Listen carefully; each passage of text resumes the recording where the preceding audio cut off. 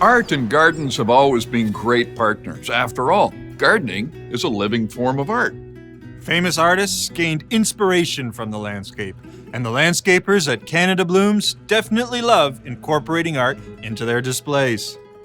Art in the garden can take the form of sculptures or murals or music like wind chimes, although I hate wind chimes. Almost as much as you hate leaf blowers. Yeah, and yappy dog. When thoughtfully placed, art can be a focal point that pulls you into the garden. Classical decorations in gardens never go out of style. Folk art can reflect cultural themes and utilize a wide range of materials. Modern art in the garden is often unexpected and adds a sense of drama. And if you're looking for a bit of whimsy, even the humble gnome can have its place in the garden. And you love gnomes. I do love gnomes, more than you love wind chimes. Oh yeah, that's for sure. There's more to learn and be inspired by at CanadaBlooms.com. Here's hoping we will see you next year at the 26th Annual Flower and Garden Festival.